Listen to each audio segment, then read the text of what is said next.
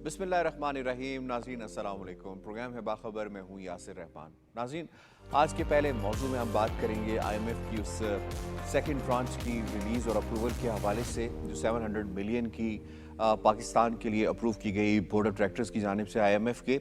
ये यकीनन पाकिस्तान के लिए एजाज़ की बात है, यानी कर्ज़ लेना एजाज़ की बात नहीं है, लेकिन इस कर्ज़ के एक शॉर्ट टर्म प्रोग्राम के अंदर पाकिस्तान ने जिस तरह से परफॉर्म किया है, जो फर्स्ट रिव्यू हुआ है अपने वक्त के मुताबिक हुआ है, कोई डिले नहीं आया, कोई IMF की जानिब से तामुल नहीं आया, कोई IMF की जानिब जो निगरां हुकूमत है उसका कोई अहदेदार नहीं गया कि जी आप जाए, आपको हम ये जस्टिफिकेशंस देते हैं क्योंकि हमने ये काम इसलिए नहीं किए। कोई ऐसा सिलसिला नहीं हुआ। वो पाकिस्तान आए, उन्होंने चीज़ें देखी, उसके बाद उन्होंने अपना स्टाफ लेवल एग्रीमेंट किया और उसके बाद फिर वो बोर्ड में चीज़ें लेकर गए और फाइनली पाकिस्तान के लिए अच्छी खबर ये हुई कि 700 बिलियन डॉलर्स की हमारी अप्रूवल आ गई। सेकंड ट्रांच जो है हमें डिस्पर्स अभी हो जाएगी। इससे हमारे ना सिर्फ फॉरेन एक्सचेंज रिजर्व जो हैं बेहतर होंगे, बल्कि जो IMF की पाकिस्तान के मैक्रो इकोनॉमिक इंडिकेटर्स को लेकर एक कॉन्फिडेंस बिल्ड हुआ है, ये इसके अंदर बहुत बड़ी अचीवमेंट है निगरां हुकूमत की जो इसने किया है। यानी उसने कहा है कि पाकिस्तान की जो फॉरेन एक्सचेंज रिजर्व्स हैं, जो 4.5 बिलियन डॉलर्स पे थे, अब वो बढ़कर 8.2 बिलियन डॉलर्स पर आ चुके हैं। यानी कि करंट अकाउंट डेफिसिट हमने बहुत हद तक कंट्रोल कर लिया है और इसे वाइडन होने से हमने रोका है।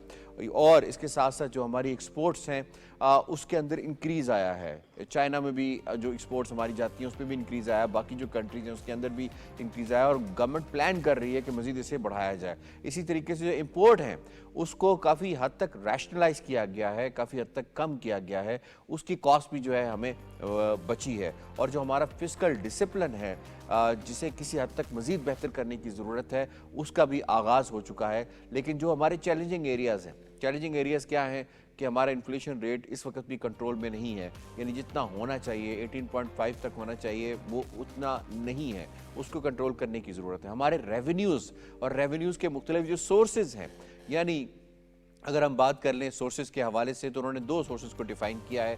पहला सोर्स उन्होंने कहा है कि वो लोग जो नॉन फाइलर्स हैं, जो टैक्स उस तरह से टैक्स नेट में नहीं आना चाहते, उनके लिए, और वो सेक्टर्स जो टैक्स नेट में नहीं हैं उनको लाने की ज़रूरत है और इसके साथ साथ फाइनेंशियल मैनेजमेंट करने की ज़रूरत है। इस पर ज़रा अपने पैनलिस्ट से उनकी राय जानेंगे कि किस हद तक पाकिस्तान की निगरां हुकूमत की ये कामयाबी है और ये जब ट्रांसफ़र होगी इलेक्टेड हुकूमत को तो कितना उनके लिए एक साय ऑफ रिलीफ होगा इन अर्ली डेज़ और उन्हें मज़ीद क्या करने की ज़रूरत है। इस पर सबसे पहले तारुफ करवा देते हैं। जब हमें ज्वाइन किया है शनीला अमार साहिबा ने, डॉक्टर फारूक आदिल साहब ने, डॉक्टर ताहिर नईम मलिक साहब ने। लाहौर स्टूडियो से हमारा साथ दे रहे हैं आगा इकरार हारून साहब और सज्जाद अनवर साहब, और स्काइप के ज़रिए हमें मोहम्मद नौशाद अली साहब ने ज्वाइन किया है। आप तमाम पैनलिस्ट को खुश आमदीद कहते हैं। सवाल होगा शनीला साहिबा आपसे, IMF जायज़े का मरहला कामयाबी से मुकम्मल हो गया है, IMF की दूसरी किस्त का इजरा क्या माशी बहाली के लिए हुकूमती इक़दामात की समत दुरुस्त है? यासिर, एक तो पाकिस्तान के लिए अच्छी खबरें काफ़ी आ रही हैं आजकल। IMF की तरफ से भी हमारी जो किस्त है अप्रूव हो गई है और उससे पता चलता है कि पाकिस्तान में एक माशी तौर पे स्टेबिलिटी है। जो निगरान हुकूमत है उसने वो उस माशी पॉलिसी की जिसकी दाग बेल PDM की जमात डाल के गई थी, उसकी सिमत में वो दुरुस्त तरीके से चल रहे हैं, जिसकी वजह से IMF का जो ये प्रोग्राम है इसमें कोई हमें हर्डल नज़र नहीं आई, IMF की तरफ से कोई ऑब्जेक्शन नज़र नहीं आया, बल्कि उन्होंने पाकिस्तान की बहुत सी चीज़ों को सराहा भी है। उसके अलावा आईनी कानूनी भी बहुत से मामला जो हमारे ठीक हो रहे हैं, तो ये एक अच्छी खबर है पाकिस्तानियों के लिए कि हम बहुत से मामला से आहिस्ता आहिस्ता निकलने, वो मुश्किलात जो हमें पेश आई हुई थी। मैं जब भी बात करती थी मैं ये कहती थी कि जो निगरान हुकूमत है उसका सियासी स्टेक नहीं होता है, वो बहुत से ऐसे काम कर सकती है जो आगे जाके हमारे लिए बहुत बेहतर साबित हो सकते हैं। लेकिन अभी भी कुछ काम जो है वो करने के लिए रहता है, जैसे रिटेलर्स के ऊपर टैक्स, हम बार बार इसके ऊपर बात करते हैं, एग्रीकल्चर के ऊपर टैक्स हम उसके ऊपर भी बात करते हैं, ये काम भी अगर ये हुकूमत कर जाए तो बहुत बेहतर है। FBR के अंदर जो रिफॉर्म्स होने उसके ऊपर भी काम कर देना चाहिए। उसके अलावा जो निजकारी के जो प्रोसेस में बहुत सी चीज़ें जा रही हैं, जैसे डिस्कोज हैं, ISCO है, उसके अलावा PIA है, जो स्टील मिल्स है, इनकी भी जो इनकी निजकारी जो है वो भी हो जानी चाहिए, फर्स्ट वुमन बैंक हो जानी चाहिए। लेकिन जो उन्होंने बहुत अच्छे काम किए कि स्मगलिंग को रोका, डॉलर को एक हद तक कंट्रोल किया हुआ है, वो चीज़ें जो थी, उसके अलावा जो मनी लॉन्ड्रिंग जो थी उसको उन्होंने रोका था।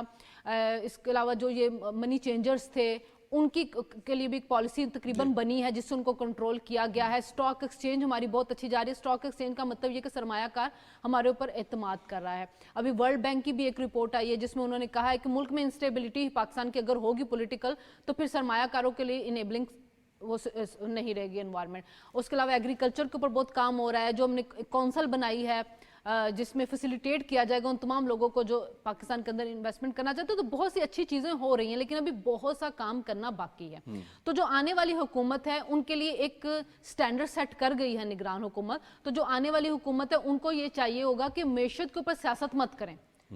अगर अवाम को रिलीफ देना तो उनको बड़ी दूर रस पॉलिसीज बनानी होगी, कुछ टफ डिसीजन लेने होंगे, क्योंकि कहीं से आपने इब्तदा करनी है। होता यह है कि हम जो होते हैं अपना सियासी स्टेक के लिए ना, जो कोई कुछ काम जो हम करना चाहते हो तो उसको नहीं कर देते, उसको रोक देते हैं। तो वो चीजें नहीं होनी चाहिए। एक पार्टी थी पीटीआई, उसने इस ट्रांस को भी रोकने की कोशिश की है जब उन्होंने कहा कि जी हमने आईएमएफ को कहा है कि हम अपनी जो हमने आपको एग्रीमेंट किया था हम उसको वापस लेते, बाद में उसे मुकर भी कर रही हैं उस मीटिंग का जो कि लेकिन बाद में मुकर भी रहे थे। कभी वो कह रहे थे कि हमारी बात को सही तरह से कोट नहीं किया, कभी उसे मुकर के, लेकिन उससे फर्क कोई नहीं पड़ना था, क्योंकि आईएमएफ को जो स्टार्ट में सबसे जो चाहिए था कि सबका अप्रूवल चाहिए था वो उनको मिल चुका हुआ था। तो ये एक अच्छी खबर है। मैं उम्मीद करती हूँ कि पाकिस्तान एक माशी बहरान जिसमें फंस चुका हुआ था, डिफॉल्ट का तरफ से नारा लग रहा था, उससे हम निकले हैं। बरामदात बेहतर हो रही है, हमारे रेमिटेंस जो है वो बेहतर हो रहे हैं, दरामदात में कमी हो रही है।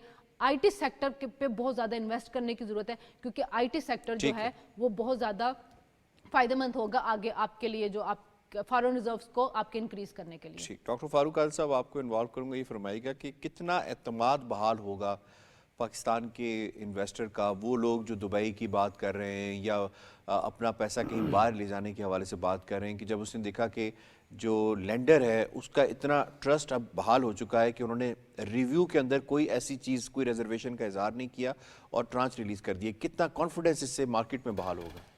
अच्छा, ये तो जो इसका बहुत सादा जवाब है कि भाई बहुत ज़्यादा एतमाद बहाल होगा, और ऐसा एतमाद बहाल होगा कि पाकिस्तान के दुख दर्द इक़्तिसादी एतबार से जो थे वो दूर हो जाएंगे। लेकिन ये जो वाक़या है, जो सवाल और जो आपने एक यानी क्वाइन किया या यूँ कह लें कि जो एक मफरूज़े के तौर पे जो एक सवाल रखा और जिसकी वजाहत हमारी बहन ने भी की, और असल बात यह है कि जो आपको किस्त मिल गई और नहायत आसानी से, कोई आपको आसाबी तनाव का सामना नहीं करना पड़ा उस किस्त के लिए जी, तो ये दरअसल एक ख़बर है। ख़बर क्या है?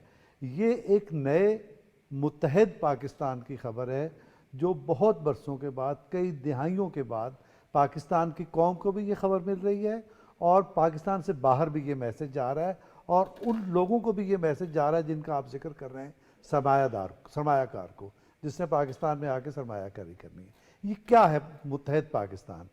दरअसल आपकी जो अप्रैल 2022 में हुकूमत बनी, उन्होंने कुछ अहदाफ का तयन किया, उसके बाद उसकी टर्म ख़त्म हो गई और उसके बाद आपकी निगरान हुकूमत बनी। उन अहदाफ के मुताबिक जो तय कर दिए गए थे उनके मुताबिक इन्होंने मामलात को नहायत तेज़ रफ्तारी के साथ और कोई इख्तिलाफ किए बगैर, उसको रिजेक्ट किए बगैर उसको आगे बढ़ाया। और अब निगरान वज़ीर आज़म का स्टेटमेंट याद रखें कि हम वो काम करके जाना चाहते हैं कि आने वालों को उसमें आसानी हो। वरना होता क्या था, एक हुकूमत जाती है, आने वाली हुकूमत सबसे पहले उसे मुस्तरद करती है, कहती है हम ही तो हैं जो ठीक रास्ते पे लेके जा रहे हैं। तो दरअसल इस वक्त पाकिस्तान के तमाम स्टेक होल्डर्स, पाकिस्तान के अंदर तमाम तबकात, पाकिस्तान की हुकूमत हो, सियासी जमातें हों, पाकिस्तान के इदारे हों, वो एक मंजिल की तरफ जा रहे हैं। और मंजिल क्या है कि पाकिस्तान को इक्तिसादी एतबार से, सियासी एतबार से, अमन व अमान के एतबार से मुस्तहकम करना है। और वो कैसे होगा? सरमायाकार आएगा, पाकिस्तान के अंदर कौम को एतमाद मिलेगा। तो ये हमारे यहाँ पहली दफ़ा ये हो रहा है और ये एक नई मंजिल की तरफ हम जा रहे हैं। ये वो बात है जिसको मैं बार बार मीसाक कहता हूँ। ठीक पॉइंट आ गया जी। मैं आगा साहब इसमें आपको इन्वॉल्व करूँगा। ये फरमाइएगा कि अब जिस तरह से चीज़ें आगे बढ़ रही हैं, हमने देखा कि निगरान हुकूमत ने बड़ी जिम्मेदारी के साथ जो मामलात थे माशी और ख़ास तौर पे रिलेटिंग टू IMF, उनको जो है वो एग्जीक्यूट किया है अभी तक, और जिसका हमने नतीजा ये देखा कि बगैर किसी लैतो लाल के IMF ने वो ट्रांच जो है वो पाकिस्तान के हक में अप्रूव कर दिया, अभी रिलीज़ भी हो जाएगी। تو کیا اب یہ کہہ سکتے ہیں کہ اب ہم نے اپنی پرائرٹیز سیٹ کر دی ہیں کہ ہم نے جانا کس طرف ہے؟ اب ہم نے معیشت کے اوپر کوئی کمپرومائز نہیں کرنا؟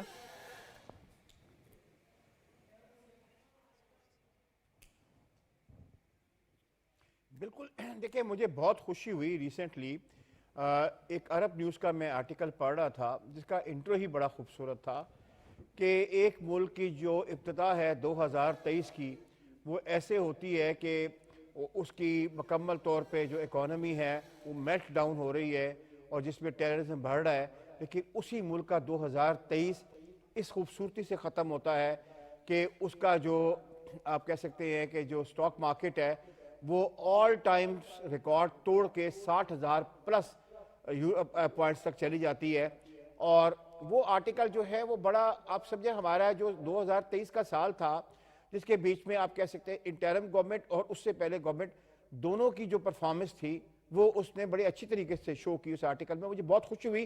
شکر ہے پاکستان کے میں اچھی خبریں بھی آپ کو باہر کے اس میں پڑھنے کو مل جاتی ہیں. تو اس میں جو سب سے فوکس بات یہ ہے ایس آئی ایف سی نے نہ صرف ایک اعتماد بحال کیا انویسٹر کے اوپر بلکہ اس کا ایک ٹرکل ڈاؤن ایفیکٹ کیا لینڈر کے اوپر. اور اس نے لینڈر نے جو لینڈنگ ہے اس کے اوپر سے ان کے جو خوف تھے وہ ختم ہوئے. اس کے علاوہ آپ یہ دیکھیں کہ جو ہماری پالیسی رہی تھرو افغانستان اور جو سمگلنگ جو ہم نے روکی اس میں ڈالر کی سمگلنگ خاص کر اس میں ویٹ کی سمگلنگ ایڈیبل کی سمگلنگ اس کا آپ نے رزلٹ آپ نے دیکھنے کے امیجیٹلی ملا کہ جو ڈالر جا رہا تھا 325 سے اوپر کراس کر رہا تھا وہ اب آ کے سٹیٹک ہو گیا ہے تقریباً 285 اور 290 کے درمیان. تو میرا خیال یہ ہے کہ جو ہمارا سال تھا 2023 کا سال شروع تو بہت سختی سے ہوا تھا لیکن اللہ تعالیٰ نے بہت کرم کیا ہے. جب وہ ختم ہوا ہے تو ہم وہ خوف اور وہ جو فیئرز جو تھے جس کے بیچ میں تھا کہ اللہ نہ کرے میرے منہ میں خاک کہ پاکستان جو ہے وہ اکنامکلی میلٹ ڈاؤن ہو رہا ہے اس سے ہم نکل آئے ہیں. اور that credit goes to both of the government to the of course جو ہماری فورن پالیسی رہی جو ہمارے ڈیسیژنس رہے اپنا اکنامک ڈیسیژنس رہے دونوں پہ کیونکہ فورن پالیسی نے آپ کا بہت بڑا ایک فیکٹر اس میں تھا کیونکہ جہاں جہاں آپ گئے ہیں آپ نے یعنی کہ چاہے وہ مڈل ایسٹ ہو چاہے وہ یورپین یونین ہو وہاں سے آپ کو جو ہے وہ اچھے یعنی کہ کہتے ہیں نا کہ خوشگوار جھونکے آئے ہیں. But overall P D M کی گورنمنٹ اور اس کے بعد انٹرم گورنمنٹ میں تو آپ کو زیادہ آپ یہ ساری چیزیں جو اسمگلنگ وغیرہ ہے یہ رکی تو انٹرم گورنمنٹ کے زمانے میں ہے اور اس کا امیجیٹلی آپ کو رزلٹس آنا شروع ہوا ہے. اور میں یقین کرتا ہوں کہ اگر جیسے کہ آپ سارے دوست فرما رہے تھے کہ اگر آنے والی حکومتیں اپنے آپ کو لاک کر لیتی ہیں اسی پالیسیز کے اوپر جو آج ہمارے پاس ہیں تو انشاءاللہ وہ دن دور نہیں ہے کہ پاکستان جو ہے وہ اپنے پاؤں پہ اکنامکلی بہت جلد کھڑا ہو جائے گا.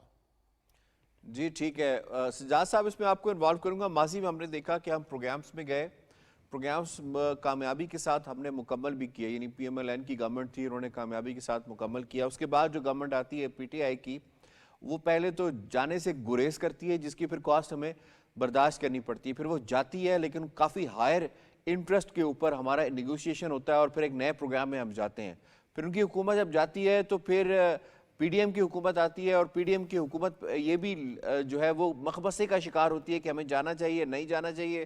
انیشیل ڈیز میں یہ نہیں جا پاتے جس کی بات پھر ہم دیکھتے ہیں کافی کاسٹ ہمیں بیئر کرنی پڑتی ہے. ڈونٹ یو تھنک کہ جو آنے والی حکومت ہے اس کے لیے اگر تو مارجن اس انٹرم گورنمنٹ کی پرفارمنس نے کریٹ کر دیا ہوا ہے تو اس کے باوجود بھی اسے جلد از جلد جو ہے جیسے ہی 9 منتھ کا یہ پروگرام کنکلوڈ ہوتا ہے اسے پروگرام میں چلے جانا چاہیے بجائے اس کے کہ اس بحث میں پڑ جائے کہ ہمیں نہیں جانا جس کا پھر بعد میں ہمیں زیادہ نقصان ہوتا ہے.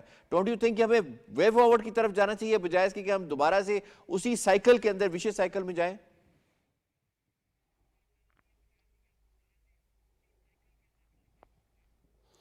یاسر صاحب آپ نے درست نشاندہی کی. پاکستان کی اکانومی ہمیشہ جب بھی حکومتیں تبدیل ہوتی تھیں اور جب بھی ایک نئی ڈسپنسیشن آتی تھی تو وہ جو 6 مہینے یا 4 مہینے کی ان کی جو فائنینشیل فرنٹ پہ ایبسنس ایک طرح سے ہو جاتی تھی اس کے نتیجے میں پاکستان کو بہت نقصانات ہوئے.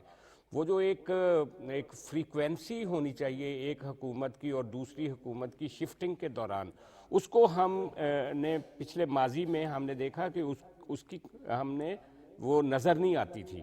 ابھی بھی یہ جب انٹرم گورنمنٹ آئی تھی تو انٹرم گورنمنٹ کے بالکل ابتدائی چند جو ہفتے تھے ان میں بھی ایک کیوس تھا، لیکن اس کو سنبھال لیا گیا۔ میں صرف یہ کہنا چاہتا ہوں کہ اس وقت جو سٹیبلٹی ہے آپ کی اکانومی میں، اور جو آئی ایم ایف نے جس طریقے سے آپ کے ساتھ یہ جو سٹینڈ بائی ایگریمنٹ ہے اس کی اب یہ دوسری قسط ملنے جا رہی ہے پاکستان کو، یہ بہت بڑی کامیابی ہے۔ اور اس کا اگر بیک ڈراپ دیکھا جائے، اس کا پس منظر دیکھا جائے، تو وہ صرف یہ ہے کہ آپ کو یاد ہوگا جب پی ڈی ایم کی گورنمنٹ بنی تھی تو آئی ایم ایف کی شرائط بہت زیادہ اس طرح کی شرائط تھی کہ جن کو میٹ کرنا ایون کسی سیاسی حکومت کے لیے مشکل تھا، اور آپ کو پتہ ہی انفلیشن آلریڈی یہاں پہ بہت زیادہ تھی۔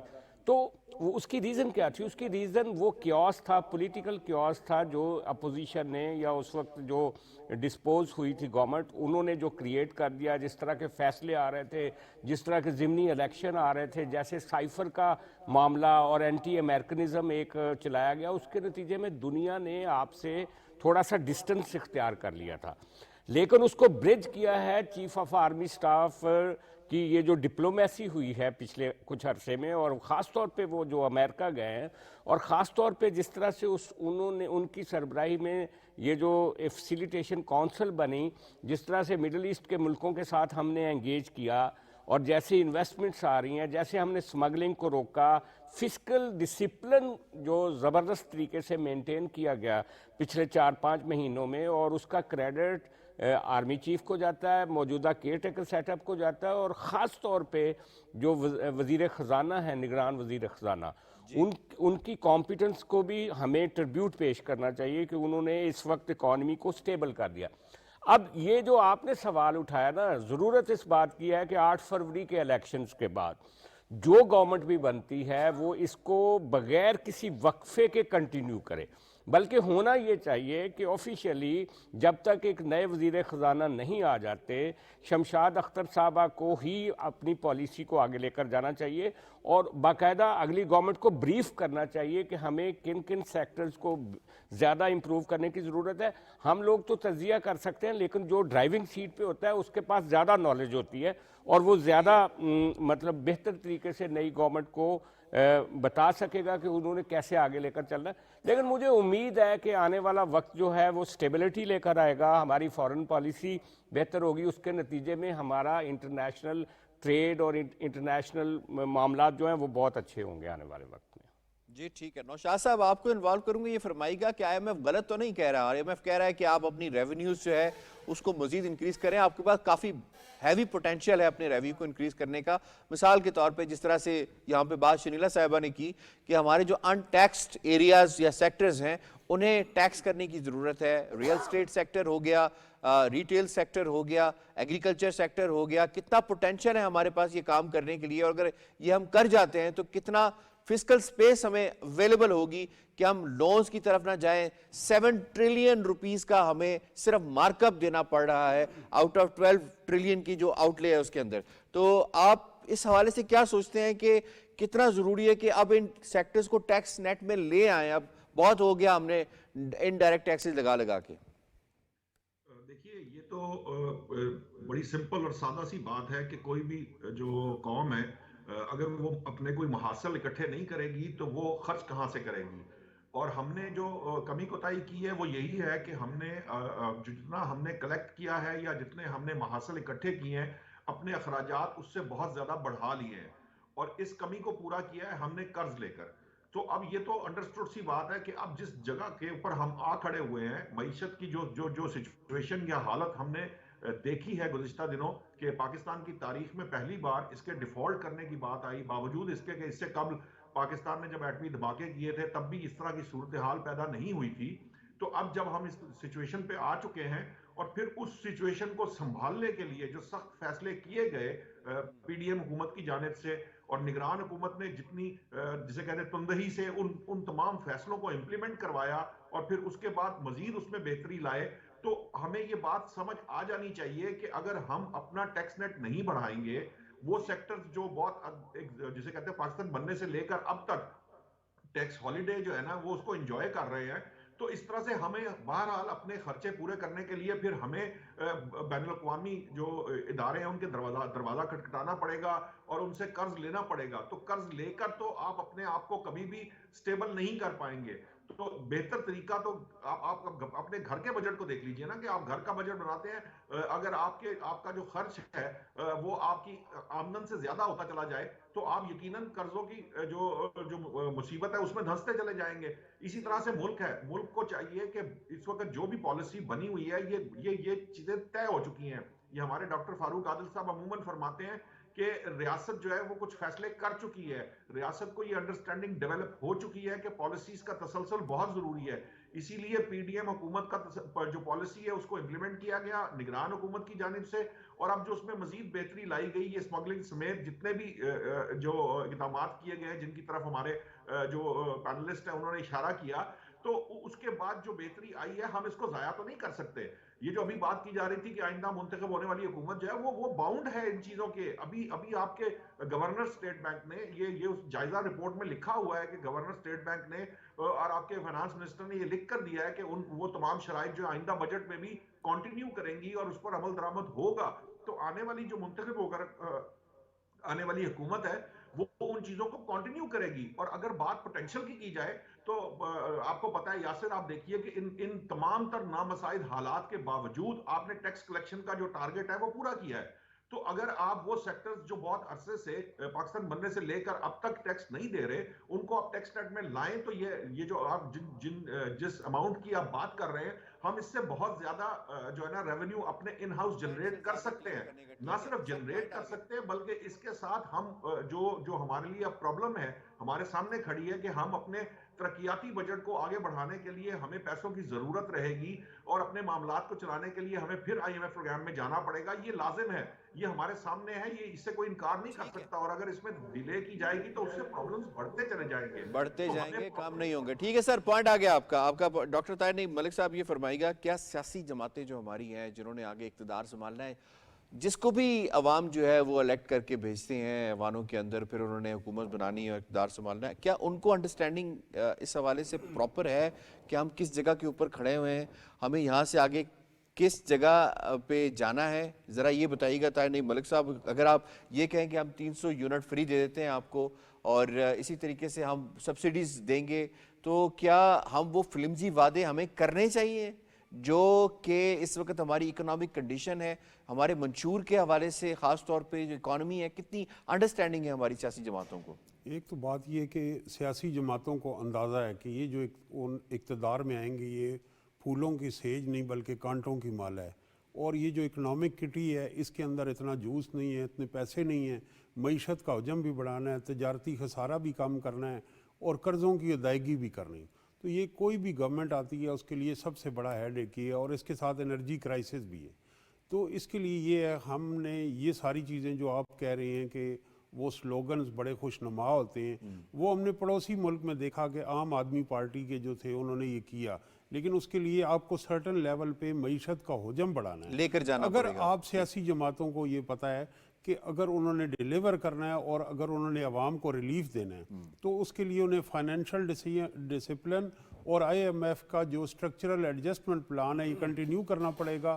نہ صرف یہ کنٹینیو کرنا پڑے گا بلکہ ان کو سائز آف کیک بھی بڑھانا پڑے گا۔ اس کے لیے انہیں دیکھیں آپ کہ ہمیں فورن انویسٹمنٹ کی بھی ضرورت ہے، اور ملک کے اندر بھی وہ سازگار فضا مہیا کرنے کی ضرورت ہے۔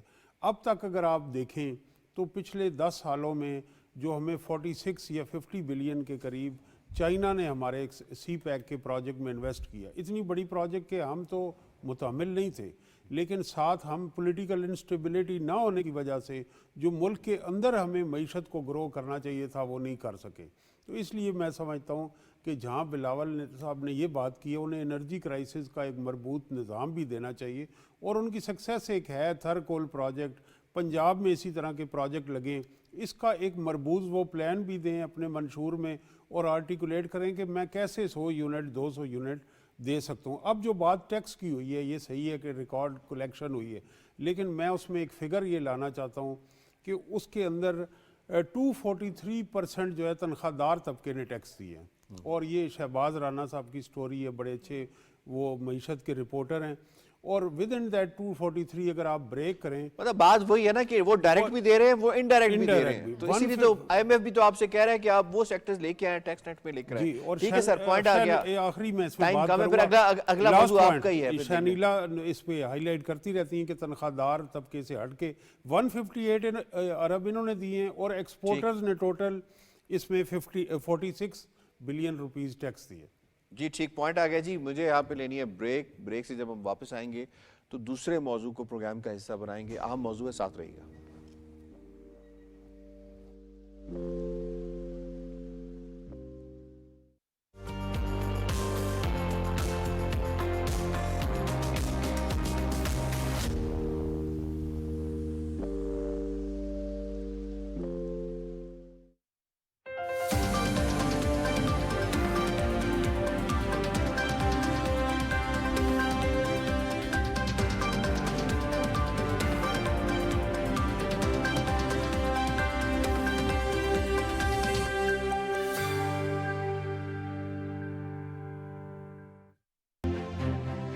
इंतखाबात अब कुछ दिनों की बात है। वादों का मौसम है, अवाम की अहमियत के नारे हैं। जमहूरियत में ताकत का सरचश्मा अवाम है। तो आप इस अहम फैसले के लिए तैयार हो जाएं। पाकिस्तान टेलीविजन अपने खुसूसी प्रोग्राम के जरिए 15 जनवरी से पाकिस्तान के तमाम कौमी और सूबाई असम्बली के हलकों का जायजा लेगा। अवामी मसाइल उजागर करेगा, वोट मांगने वालों की बाबत आपको बताएगा, ताकि आप फैसला करें सोच विचार के बाद। वोट पाकिस्तान, क्योंकि आपका मुस्तकबिल पाकिस्तान का मुस्तकबिल है।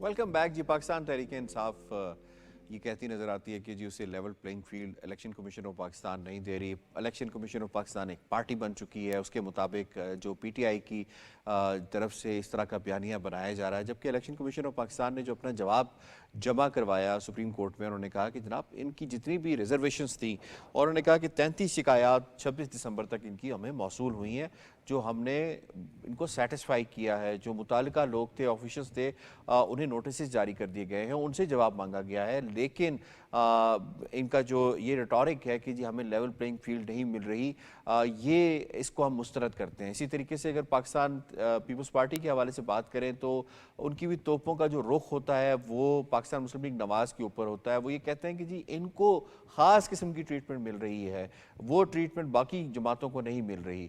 और इसी तरीके से इस मामले में पाकिस्तान तहरीक इंसाफ और पाकिस्तान पीपल्स पार्टी यकसू नज़र आती हैं कि उन दोनों जमातों ने पाकिस्तान मुस्लिम लीग नवाज़ को तख्ता मश्क बनाया है, और यही बात की जाती है कि उन्हें इलेक्शन कमीशन ऑफ पाकिस्तान भी फैसिलिटेट कर रहा है और बाकी इदारे भी फैसिलिटेट कर रहे हैं। ज़रा ये देखेंगे कि इलेक्शन कमीशन ऑफ पाकिस्तान जो है उसकी जो लेवल प्लेइंग फील्ड इन जमातों को प्रोवाइड करना है वो किस हद तक यहाँ पे जस्टिफाइड होती है, और इसके साथ साथ जो ये बयानिया बनाया गया है, ये बयानिया क्या सिर्फ बयानिए की हद तक है या इसमें कोई रियलिटी भी है? इस पर बात करेंगे अपने पैनलिस्ट से।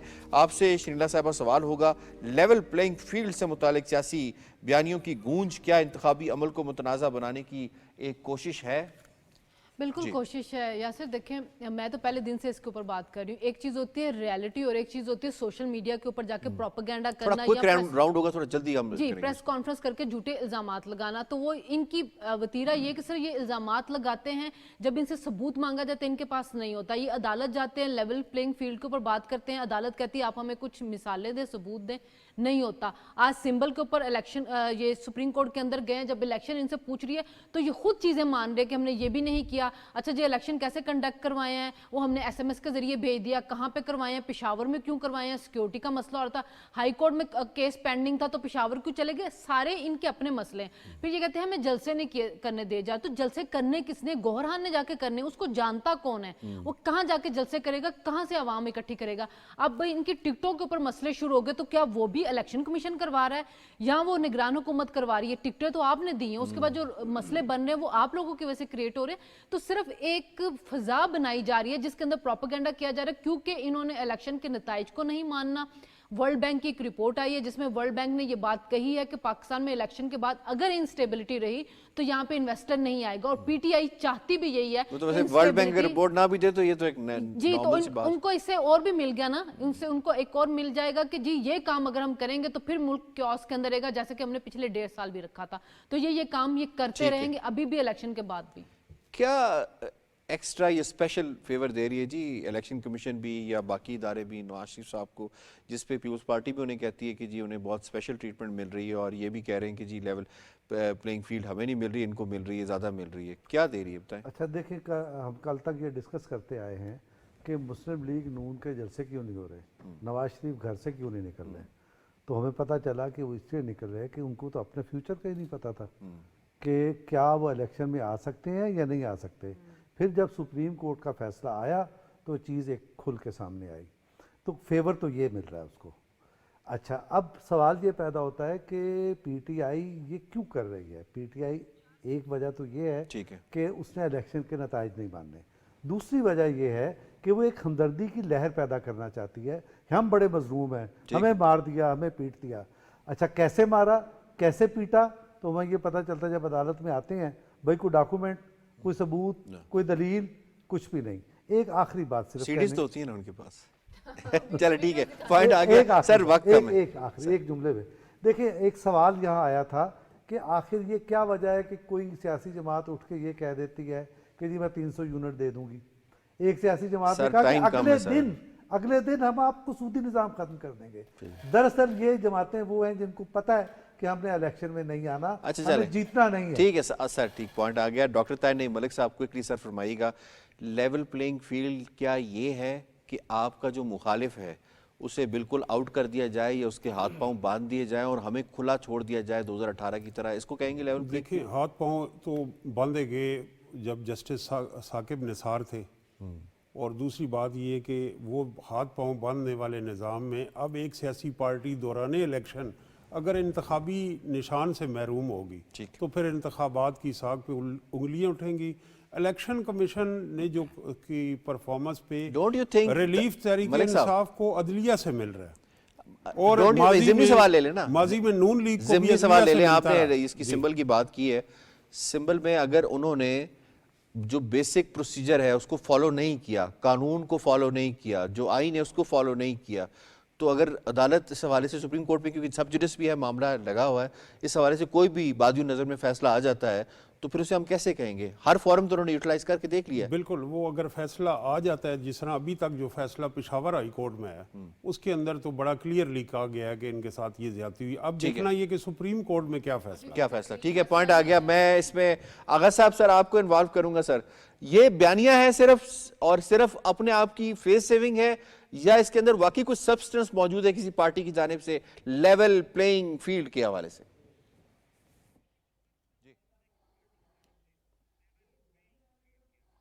देखिए, अगर आप ऑनेस्टली सब मुझसे मैं अगर जवाब दूं तो वो ये मिलता है कि पीटीआई ने 9 मई को जो पाकिस्तान में किया, जो गदर मचाया, जो बगावत करने की कोशिश की, उसको तो कोई फील्ड ही नहीं मिलनी चाहिए थी।